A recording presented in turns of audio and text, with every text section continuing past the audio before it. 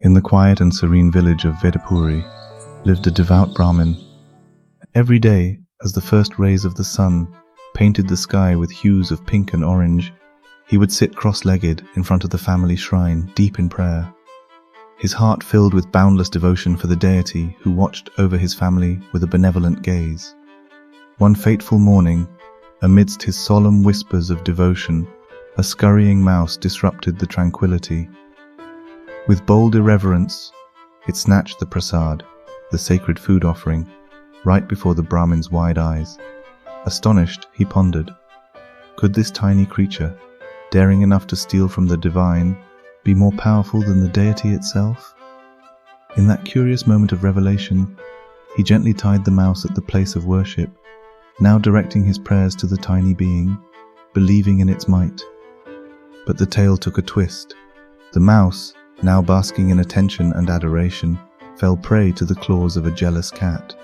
The feline's green eyes had watched with envy, and unable to bear the mouse's newfound status, pounced without a warning.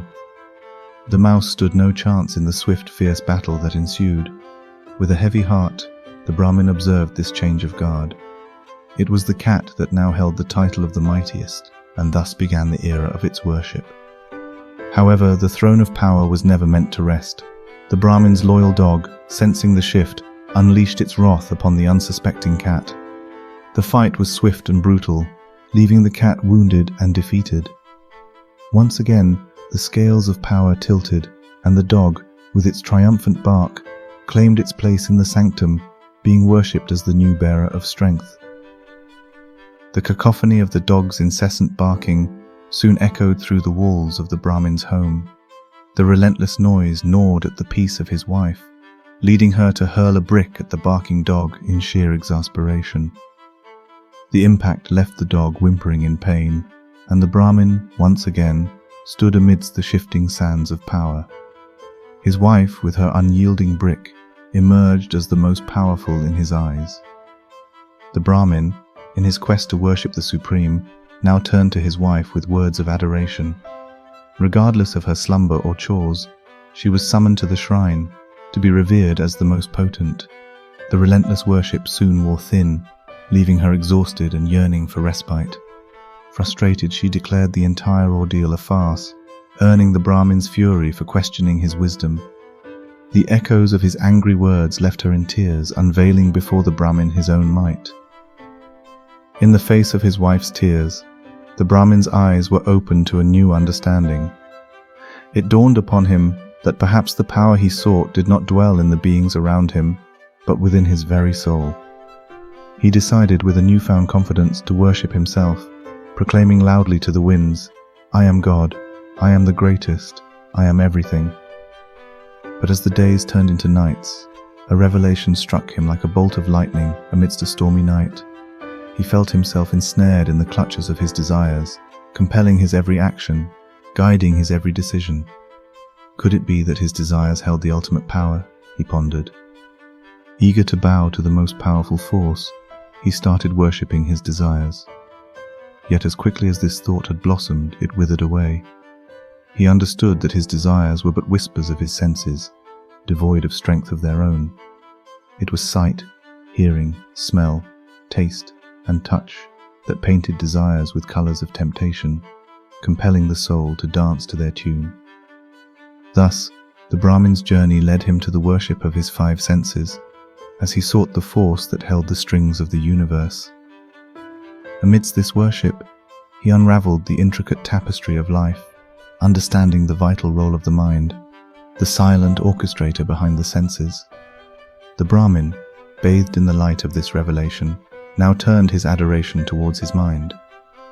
His heart swelled with pride as he observed the miles he had traversed from the days of worshipping animals. Yet, the mind, with its vast expanse, whispered tales of a realm beyond its confines, a realm where true satisfaction and perfection danced in ethereal harmony.